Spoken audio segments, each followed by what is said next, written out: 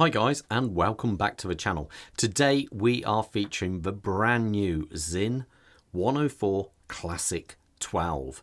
Now I'm a big fan of the standard 104 model. I own one myself. It's one of these watches I wasn't too sure of at first because it's one of the few which is kind of fully polished. But I absolutely fell in love with it. I think it looks and feels more expensive than what it actually is. Now, the retail price of this one here, the actual standard 104, is around about £1,800 something.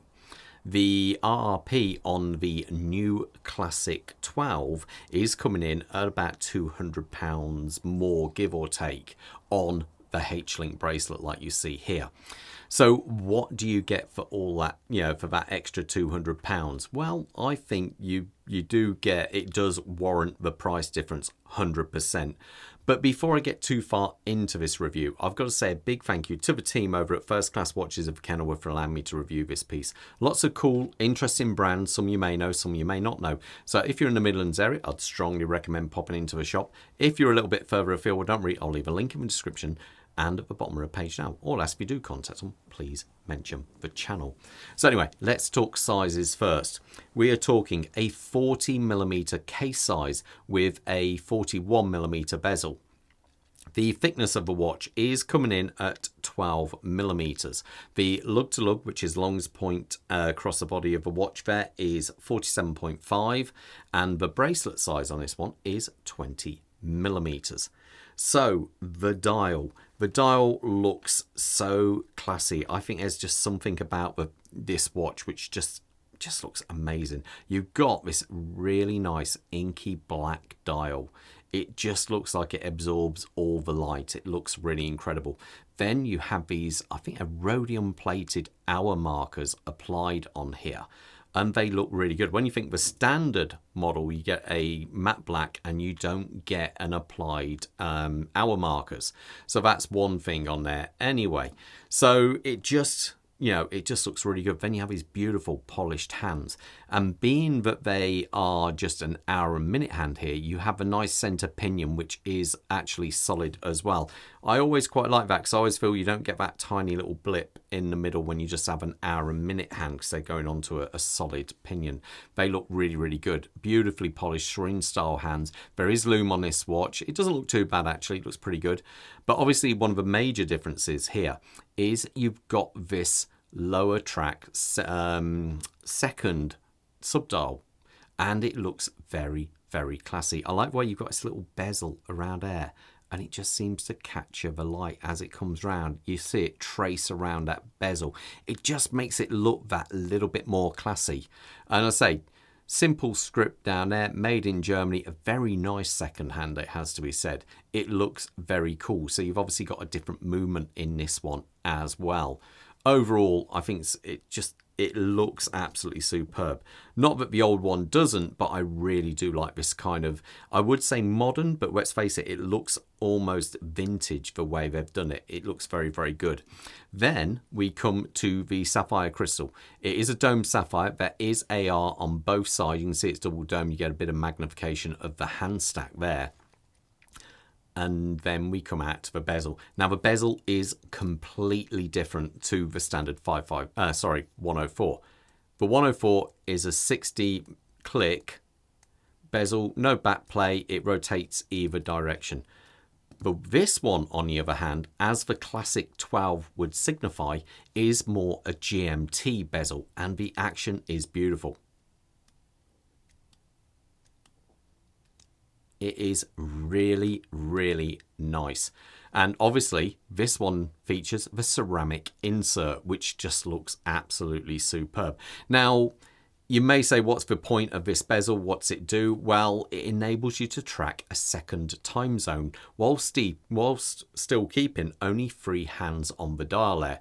So if you want to track somewhere which is, say, 2 hours ahead, you just simply move that for 2 hours. So now the time is reading, instead of what it was before, which was just gone 17 minutes past 10, it's now in 17 minutes past 12. And that just enables you, because this is like a classic pilot's watch really, it's quite a simple way of tracking 2 time zones, and they've done it really well with this. I say the action is it's solid. It is really, really nicely done. It feels nicer, I would say, than my... I've got a Rolex Batman, and this feels... the bezel just feels nicer. It really does feel nice how they've done it. So 10 out of 10 from there. The actual bezel itself features Zinn's captive bezel system. So on some watches where if you wanted to remove the actual bezel, you put a pry knife in there and just pry it off, like you see on Seiko's, Rolexes, that kind of thing. This one, you back those screws out, and then there's a little lip, and then you can just nicely take it off. It also means it's a little bit more secure on there. So it's of two benefits, really. Obviously safety, but it won't be knocked off. And the other one is it's much easier for watchmakers to work on it if you need to take it off to pop a new crystal in or whatever. Now, the actual case of the watch is classic kind of... I'm getting all my grubby fingerprints all over it, but beautifully polished. You got the nice chamfered edges there. Zinn have kept this case design for absolutely years, and it looks really good. I like the polishing on this watch. It's flawless. It looks very, very good. You have the crown guards over here, the screw down crown. This watch does feature 200 meters of water resistance to it. Now, and it's also low pressure tested as well. There is no ghost date on this one. As you can see, that is what manual wind. Then pull it out, and it goes straight to hacking there, or time set, I should say. What I mean is it stops the second hand. So that's it. And then push that back in, and there you go, nicely in. Now, on the back of this watch, you can see the rather nice... Now, I was about to say SW200 movement, but this isn't. Being that it's got the subdial down the bottom here, this is called an SW261. Now, there are actually a couple of versions. There's a 2.6, but there's a slight difference with the placement of the subdial.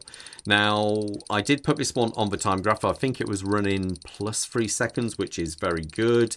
It's got around about 38-41 hours of power reserve. It's a 30... Is it 30 or 31? I think it's a 31 joule movement. And, you know, it's very accurate, very solid. It's the top grade, so you get the blued screws, you get the Geneva striping on the back, the rhodium plated rotor, which Zinn now do. And it's just a cracking watch. But one thing I would say, being that this is still an ETA 2824 kind of based movement, the big difference is on the dial side where the sub-seconds go and everything like that. You still don't want to overwind these movements. Don't be one of these people who's got an automatic watch and just sits there winding it. There is a possibility of being able to damage the crown wheel. There's also, you're putting excessive wear actually onto the barrel of the watch. So it's not something you really want to do. So just wind it a few times and it will do its thing, no problem at all. Now, as we come past that, we feature Zinn's H-Link bracelet. The big difference on this one, we have polished center links, but this watch is also available on the Fine Link. Now, this is slightly different to the 104 Fine Link, being that you have more polished sections on here, but they both feature these Allen key adjustable links here, and it's just quite a funky, this is quite a chunky bracelet, but it really works well. You put the Allen keys in there and then you can unscrew it. It even comes with a little bottle of Loctite, so you can make sure when you screw them back together, they will not work their way loose. Now, this features the new style clasp there, so it's a little bit cleaner than the old one. In fact, I've actually got one on there. That's one of the very first ones though. This one here still has the protective plastic on there, and as you can see, twin button to open it, and you have the on the fly micro adjust there, he says, and that's it coming out there. Some people like it, some people don't. It's, you know, one of those things. Overall, I think this is simply absolutely gorgeous, and I would really, really like one. Quick wrist check before I put it on my wrist, give it a good try. I'm wearing a Hanhart 417 Historic. Bob, what am I doing? Here we go. Bob is wearing the Mauve 556 limited edition, which absolutely looks stunning. My wrist size is 7¼ inches, works out to 18.5 centimeters, and that is it on my wrist. Honestly, I'm really smitten with this model. I think it is really, really nice. I think Zin have just done an absolutely amazing job on this. I would say it's my favourite of all their new releases. It just looks so incredibly classy. I would really like one. Let me know what you think of this one in the comments, guys. But most importantly, you all stay safe out there. Take care. Bye.